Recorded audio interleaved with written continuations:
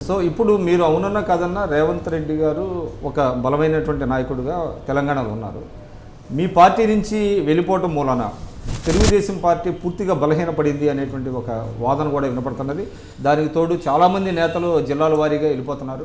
ఈ నష్టాన్ని మీరు ఏ విధంగా పూరించుకుంటారు? రేవంత్ రెడ్డిని కార్యకర్త, మా తెలుగుదేశం కార్యకర్త అయితే లీడర్గా గుర్తించలేదు సార్. ఇది హైప్ అంటే ఓన్లీ మీడియా హైప్ తప్ప మరొకటి కాదు. రోజువారీగా మీడియాలో ఇప్పుడు పోయినసారి నేను కూడా రోజు ఏది మీడియాలోనే ఉన్నాను. యాదాద్రి జిల్లా లేలే ఈ తెలంగాణ విషయంలో కానీ ఇంకో విషయంలో కానీ రకరకాలుగా ఉన్నాం.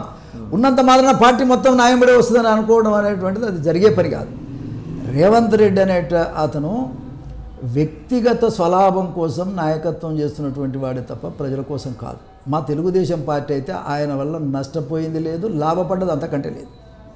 వినరా, ఒక మాటలో చెప్పాలంటే ఇతని దుందుడుకు చర్యల వల్ల, ఇతన్ని ఎవరిని కలుపుకపోకుండా ఉండటం వల్ల, మాలాంటి సీనియర్లంతా కూడా పిల్లోడు ఏంది లేకపోనీలే ఏమన్నా చేసుకొని మేము పక్కన ఉండటం వల్ల 22% ఉన్నటువంటి మా పార్టీ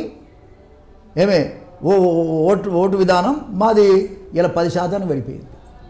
ఈయన వర్కింగ్ ప్రెసిడెంట్ అయినాక ఈయనే ముఖ్యమంత్రి అవుతాడనే ఒక ఎవడు చెప్పకున్నా సెల్ఫ్ డిక్లేర్డ్ పర్సన్ ఆయన డిక్లేర్ చేసుకున్నాడు. దానివల్ల ఏమైంది, ఈ కుర్రోడి కింద మేము ఎక్కడ పనిచేస్తామని చెప్పేసి 13 మంది ఎమ్మెల్యేలు టీఆర్ఎస్ పార్టీలో పోయి దానికోసం వెళ్ళారంటారా? అంతే కార్పొరేషన్ ఇప్పుడు కరెక్ట్ లీడర్ ఉంటే ఎందుకు పోతారు సార్?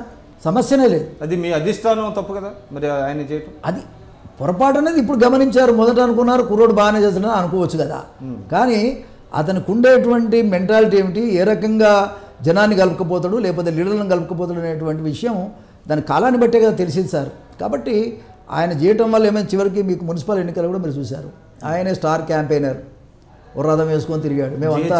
మేమంతా కూడా ఆఫీస్లోనే ఉన్నాం. జిహెచ్ఎంసీలో కూడా ఒక్క సీటు కూడా రాలేదు. ఎమ్మెల్యేలు పోయినరు.